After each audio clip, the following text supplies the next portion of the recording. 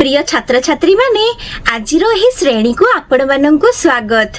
आज आमे प्रकृति यात्रा पाठ विषय रे आहुरी किछि नूतन जिनिस शिखिबा। मु चेष्टा करिबी तमे माने एही पाठटी को खूब सरल सहज उपाय रे शिखि पारिबो। तो ताहेले पिला माने एहार पूर्व श्रेणी रे तमे माने गुंडुची मूसार किछिटा प्रजाति विषय रे पढ़िथिलो। तो चलो आज आमे मांकड़ मानंकर किछिटा प्रजाति विषय रे आज पढ़िबा। तो चलंतु आज एही पाठटी को आरंभ करिबा। पिला माने तमे जानिछ कि एई जो चित्र रे देखा जाउथिबा मांकड़टी रा ना कण हेथिबो? हाँ, एई जो मांकड़टी रा ना होछि हनु मांकड़। एई मांकड़टी को तमे माने तम गाँ गहड़ी किंबा तम पाख गाँ किंबा अन्य कोठी निश्चिंत भावरे देखिथिबो। ये होछि हनु मांकड़। एहा एक मांकड़र एक प्रकारर प्रजाति। एथिरे देख पिला माने एथिरे आउ गोटे प्रकारर मांकड़ देखा होछि। एई मांकड़टी को तमे माने निश्चिंत देखिथिबो। एई मांकड़टी आम आख पाखरे बहु मात्रा रे देखा जाए। एई जो मांकड़टीर ना कोन हेथिबो?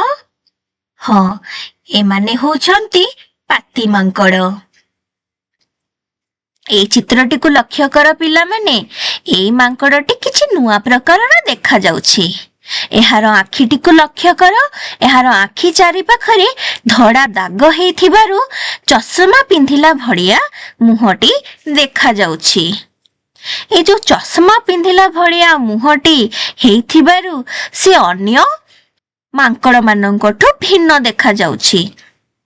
आसो जानिबा एई मांकड़ विषय रे। ताहेले एई मांकड़टी होछि भारतर त्रिपुरा राज्यर राज्य पशु। एहाको सेठाकार लोक माने चश्मा बानर बोली मध्य कहिथांती, किंतु एहाको आमे फेयारंक पत्रखिया मांकड़ मध्य कहि परिबा। ताहेले एबे मते कुह पिला माने आम राज्यर राज्य पशुर नाम कौन? हाँ, ठीक कहिछ पिला माने। आम राज्यर राज्य पशुर नाम होछि सांबर। तो प्रकृति भ्रमण समय रे पिला माने एवं तांक शिक्षक शिक्षयित्री भ्रमण करी करी विभिन्न स्थान देखिकी से मानंकर जीपटी परवर्ती रहणी स्थल को पहुंचिला। ताहेले इठी देखो जीप्र परवर्ती रहणी स्थल एक जड़ाशय निकटरे थिला, जेउठारे थिबा अनेक पशु पक्षी मानंकु देखिबा पई शिक्षार्थी माने अधिक उत्साहित हेइथिले। ताहेले एबे देखो चित्र रे देखो पिला माने एई चित्र हेला एक जड़ाशयर चित्र एवं जड़ाशय चारि पाखरे विभिन्न प्रकारर पशु पक्षी एठारे उपस्थित अछंती। मते कहिलो पिला माने जड़ाशय को काहेकि जो पशु पक्षी माने आसीछंती? हाँ, ठीक कहिलो पिला माने जड़ाशय को साधारणतः पशु पक्षी पानीय जल पीबा पई आसी थांती। ताहेले ए चित्र रे देखिकी कुह तमे कौन कौन पशु पक्षी देखि पारुछ? हाँ, ए चित्र रे हाथी अछि, जड़हस्ती अछि, मांकड़ अछि, भालू अछि, मयूर अछि, बतक अछि, बग अछि, ता सहित अन्यान्य विभिन्न प्रकारर पशु पक्षी अछंती। ए चित्र को टिके लक्ष्य कर पिला माने। ए चित्रटी रे दिसुथिबा ए जो पशुटी किए हेथिबो बोली तम मानंकु लागुछि? हाँ, ए चित्र रे तमे जो पशुटी देखि पारुछ ये होछि गयड़। ଏବଂ ପିଲାମାନେ ଜାଣିଛ ଏମାନେ ମଇଁଷି ପରି ଦେଖାଯାନ୍ତି, କିନ୍ତୁ ଏମାନେ ମଇଁଷି ନୁହନ୍ତି। ଏମାନେ ମଇଁଷିଠୁ ଅଧିକ ବଡୁଆ ଥାନ୍ତି ଏବଂ ଏମାନଙ୍କର ସିଂହ ଛୋଟ ଥାଏ। ତ ଏବେ ଆମେ ସମାନ ଦେଖାଯାଉଥିବା ଦୁଇଟା ପଶୁ ବିଷୟରେ ଜାଣିଲେ। ଗୋଟିଏ ହେଲା ଗୟଳ, ଗୋଟିଏ ହେଲା ମଇଁଷି। ଗୟଳର ସିଂହ ଛୋଟ ଥାଏ, ମଇଁଷିର ସିଂହ ବଡ଼ ଥାଏ ଏବଂ ଗୟଳ ଅଧିକ ବଡ଼ବାନ ହେଇଥାଏ। ତ ତାହେଲେ ପିଲାମାନେ ଆମେ କଣ ଦେଖିଲେ ନା ଦିଟା ସମାନ ଦେଖାଯାଉଥିବା ପଶୁ, ଯାହାର ନାଁ ଗୟଳ ଏବଂ ମଇଁଷି, ସମାନ ଦେଖାଯାନ୍ତି କିନ୍ତୁ ସମାନ ନୁହନ୍ତି। ତ ସେଇ ପ୍ରକାରରେ ଆମେ ଆହୁରି କିଛି ପଶୁ ପକ୍ଷୀ ଯୋଉମାନେ କି ସମାନ ଦେଖାଯାନ୍ତି ତାଙ୍କ ବିଷୟରେ ଆସ ପଢିବା। ପିଲାମାନେ ତମେ ଏହି ଚିତ୍ରରେ କଣ ଦେଖିପାରୁଛ? ହଁ, ଏଇଠି ଅଛି ଗୋଟେ ପଟରେ ପାରା ଅଛି ଆଉ ଗୋଟେ ପଟରେ କପୋତ ଅଛି। ଦିଟା ପକ୍ଷୀ ସମାନ ଦେଖାଯାନ୍ତି କିନ୍ତୁ ସମାନ ନୁହନ୍ତି। ପାରାର ଆକାର ବଡ଼ ଏବଂ ମୋଟା ଥାଏ, କିନ୍ତୁ କପୋତର ଆକାର ଛୋଟ ଏବଂ ପତଳା ଥାଏ। ପାରାର ଲାଞ୍ଜ ସାଧାରଣତଃ ଛୋଟ ଏବଂ ଗୋଲାକାର ଥାଏ, କିନ୍ତୁ କପୋତର ଲାଞ୍ଜ ଅଧିକାଂଶ ସମୟରେ ଲମ୍ବା ଏବଂ ମୁନିଆ ଥାଏ। ଏବେ ଦେଖ ପିଲାମାନେ, ଏଇଠି ତମେ ଦି ପ୍ରକାରର କୁମ୍ଭୀର ଦେଖିପାରୁଛ। ଗୋଟିଏ ହେଲା କୁମ୍ଭୀର କିନ୍ତୁ ଅନ୍ୟଟି ହେଲା ମଗର ମାଛ। କାହିଁକି ଏ ଦିଟା ଅଲଗା ଆସ ଆମେ ଜାଣିବା। ମଗର ମାଛର ମୁହଁ ଟିକେ ଚଉଡ଼ା ଥାଏ କିମ୍ବା ୟୁ ଆକୃତିର ହୋଇଥାଏ, କିନ୍ତୁ କୁମ୍ଭୀରର ମୁହଁ ଲମ୍ବା ଏବଂ ଭି ଆକୃତିର ହୋଇଥାଏ। ଏହାର ମୁହଁଟିକୁ ଲକ୍ଷ୍ୟ କର। ହଁ, ଆହୁରି କଣ ପାର୍ଥକ୍ୟ ଅଛି? ମଗର ମିଠା ପାଣି ଯେମିତିକି ନଦୀ, ପୋଖରୀରେ ରହିବାକୁ ପସନ୍ଦ କରନ୍ତି, କିନ୍ତୁ କୁମ୍ଭୀର ଅଧିକାଂଶ ସମୟରେ ଲୁଣିଆ ପାଣି କିମ୍ବା ଅଧିକ ଲୁଣିଆ ପାଣି, ଆଉ ଯୋଉଠିକି ସମୁଦ୍ର ପାଣି ଅଧିକା ଲୁଣିଆ ଥାଏ ତ ସେଇଠାରେ ସେମାନେ ବାସ କରିବାକୁ ଭଲ ପାଆନ୍ତି। ଏବେ ଚିତ୍ରଟିକୁ ଲକ୍ଷ୍ୟ କର। ପ୍ରଥମ ଚିତ୍ରଟି ହେଉଛି ଚିତାବାଘ, ଦ୍ୱିତୀୟ ଚିତ୍ରଟି ହେଉଛି କଲରା ପତରିଆ ବାଘ। ଦି ଜଣ ଦେଖିବାକୁ ସମାନ କିନ୍ତୁ କିଛିଟା ପାର୍ଥକ୍ୟ ଏମାନଙ୍କ ମଧ୍ୟରେ ମଧ୍ୟ ଅଛି। ଯେମିତିକି ଚିତାବାଘ ଦେହରେ ଗୋଲାକାର ଦାଗ ଥାଏ, କିନ୍ତୁ କଲରା ପତରିଆ ବାଘ ଦେହରେ ଫୁଲ ପରି ଚିହ୍ନ ଥାଏ।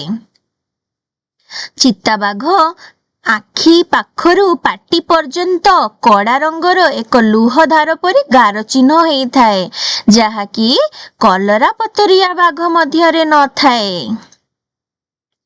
ଚିତା ଦିନରେ ଶିକାର କରେ ଏବଂ ବହୁତ ଜୋରରେ ଦୌଡ଼ିପାରେ, କିନ୍ତୁ କଲରା ପତରିଆ ବାଘ ଅଧିକାଂଶ ସମୟରେ ରାତିରେ ଶିକାର କରେ ଏବଂ ଗଛ ଚଢ଼ିବାରେ ଏମାନେ ବହୁତ ମାହିର ହେଇଥାନ୍ତି।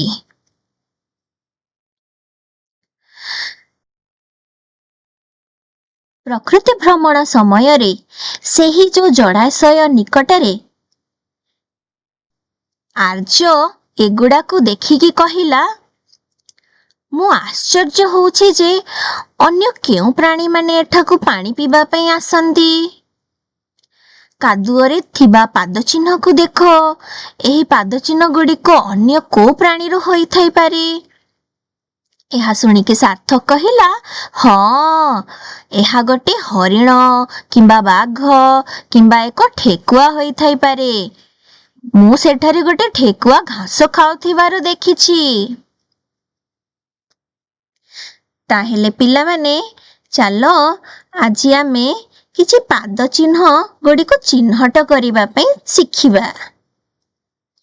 এই ଚିତ୍ରଟିକୁ ଲକ୍ଷ୍ୟ କର, ଇଏ କୋଉ ପଶୁ? ହଁ, ଇଏ ହେଉଛି ଠେକୁଆ। ଠେକୁଆଟିର ପାଦ ଚିହ୍ନକୁ ଲକ୍ଷ୍ୟ କର ପିଲାମାନେ। ଠିକ ଅଛି, ଠେକୁଆକୁ ଦେଖ ଏବଂ ତାର ପାଦ ଚିହ୍ନକୁ ଦେଖିକି ମନେ ରଖିଥାଅ। ଠିକ, ଏବେ ଅନ୍ୟ ଏକ ପଶୁକୁ ଦେଖିବା। ଇଏ ହଉଛି ହରିଣ। ହରିଣର ପାଦ ଚିହ୍ନକୁ ଦେଖ ପିଲାମାନେ କିପରି ଅଛି। ହରିଣର ପାଦ ଚିହ୍ନ ଟିକେ ଅଲଗା ଅଛି ଠେକୁଆ ଠାରୁ। ଠିକ ପିଲାମାନେ, ଏବେ ଆଉ ଏକ ପଶୁକୁ ଆମେ ଲକ୍ଷ୍ୟ କରିବା, ଯିଏ ହଉଛି କି ବାଘ। ବାଘଟିର ପାଦ ଚିହ୍ନକୁ ଲକ୍ଷ୍ୟ କର। ତ ଆମେ ପ୍ରତ୍ୟେକ ପାଦ ଚିହ୍ନକୁ ଏଇଠି ଦେଖିଲେ ଏବଂ ପ୍ରତ୍ୟେକ ପାଦ ଚିହ୍ନଟି ଏକ ଅନ୍ୟଠୁ ଭିନ୍ନ। ବାଘ ସହିତ ଠେକୁଆର ପାଦ ଚିହ୍ନ ଭିନ୍ନ, ଠେକୁଆ ସହିତ ହରିଣର ପାଦ ଚିହ୍ନ ଭିନ୍ନ। ତାହେଲେ ଆଉ ଏକ ପକ୍ଷୀର ପାଦ ଚିହ୍ନ ଚାଲ ଆମେ ଦେଖିବା। এই ପକ୍ଷୀଟିର ନାଁ ହଉଛି ଶୁଆ। ଶୁଆ ପକ୍ଷୀର ପାଦ ଚିହ୍ନ ଦେଖ ପିଲାମାନେ। ହଁ, ତ ଆଜି ଆମେ ବିଭିନ୍ନ ପକ୍ଷୀଙ୍କର ପାଦ ଚିହ୍ନ ମଧ୍ୟ ଦେଖିଲେ ଏବଂ ଚିହ୍ନଟ କରିବା ଶିଖିଲେ। ତ ଚାଲ ପିଲାମାନେ ଏବେ କିଛି ଅଭ୍ୟାସ କାର୍ଯ୍ୟ ଆମେ କରିବା। ବନ୍ଧନୀରୁ ଠିକ ଉତ୍ତରଟି ବାଛି ଶୂନ୍ୟ ସ୍ଥାନ ପୂରଣ କରିବ। ପ୍ରଶ୍ନଟି ହଉଛି ଓଡ଼ିଶାର ରାଜ୍ୟ ପଶୁର ନାମ କଣ? ମନେ ପକାଅ ପିଲାମାନେ, ଆମେ ଏଇଟା ପଢିଥିଲେ। ହଁ, ଓଡ଼ିଶାର ରାଜ୍ୟ ପଶୁର ନାମ ହଉଛି ସମ୍ବର। ଦ୍ୱିତୀୟ ପ୍ରଶ୍ନଟି ହେଲା, କେଉଁ ପକ୍ଷୀ ଦେଖିବାକୁ କାଉ ପରି କିନ୍ତୁ ଏହାର ଆଖି ଲାଲ ଏବଂ ସ୍ୱର ମଧୁର? ଏବେ ମନେ ପକାଅ ପିଲାମାନେ, ତମେମାନେ ଦେଖିଥିବ କୋଉ ପକ୍ଷୀର ସ୍ୱର ମଧୁର ଏବଂ ଦେଖିବାକୁ କାଉ ଭଳିଆ ଦେଖାଯାଏ? ହଁ ପିଲାମାନେ, ଠିକ ଉତ୍ତର ଦେଇଛ। ଉତ୍ତରଟି ହେଲା କୋଇଲି। କୋଇଲି ଦେଖିବାକୁ ଏକଦମ କାଉ ପରି କିନ୍ତୁ ତାର ଆଖି ଲାଲ ଦେଖାଯାଏ ଏବଂ ତାର ସ୍ୱର ଖୁବ ମଧୁର ଥାଏ। ଚାଲ ଆମେ ଅନ୍ୟ ଏକ ଅଭ୍ୟାସ କାର୍ଯ୍ୟ କରିବା, ଯୋଉଥିରେ କ ସ୍ତମ୍ଭ ସହିତ ଖ ସ୍ତମ୍ଭକୁ ଆମେ ଯୋଡ଼ିବା। କ ସ୍ତମ୍ଭରେ କିଛିଟା ପ୍ରାଣୀ ଆଉ ପକ୍ଷୀ ମାନଙ୍କର ନାଁ ଦିଆ ହେଇଛି। ଖ ସ୍ତମ୍ଭରେ ତାର ବିଶେଷତ୍ୱ ଦିଆ ହେଇଛି। ଚାଲ ଏବେ ଆମେ ପ୍ରାଣୀ କିମ୍ବା ପକ୍ଷୀଙ୍କ ସହିତ ବିଶେଷତ୍ୱକୁ ଯୋଡ଼ିବା। ତ ପ୍ରଥମେ ଅଛି ସମ୍ବର। ସମ୍ବର ଆମେ ପଢିଛେ ପିଲାମାନେ, ମନେ ପକାଅ। ହଁ, ସମ୍ବର ହଉଛି ଓଡ଼ିଶାର ରାଜ୍ୟ ପଶୁ। ତାପରେ କଣ ଅଛି ଦେଖ, ଗୟଳ। ଗୟଳର ମନେ ପକାଅ ପିଲାମାନେ। ହଁ, ଗୟଳର ଦୁଇଟି ଛୋଟ ଶିଙ୍ଗ ଓ ଚେହେରା କିପରି ଦେଖାଯାଏ ନା ଗାଈ ପରି ଦେଖାଯାଏ।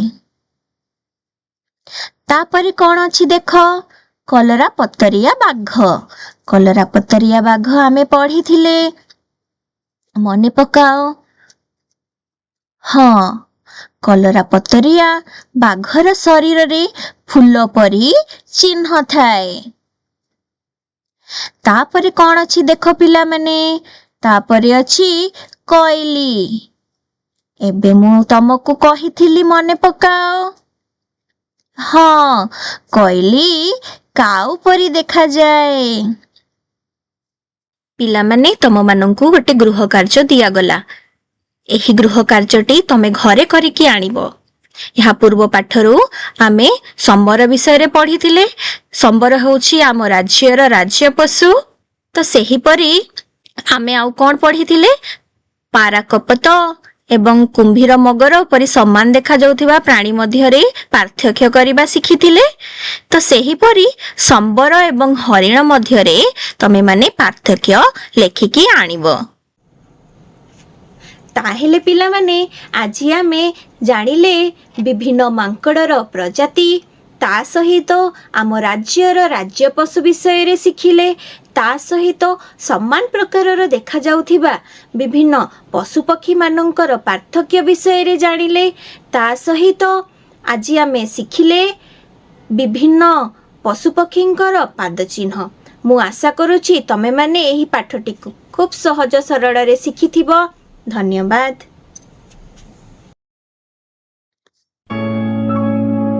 ଖୁସିରେ ଶିଖିବା ସମସ୍ତଙ୍କର ଅଧିକାର। ନମସ୍କାର।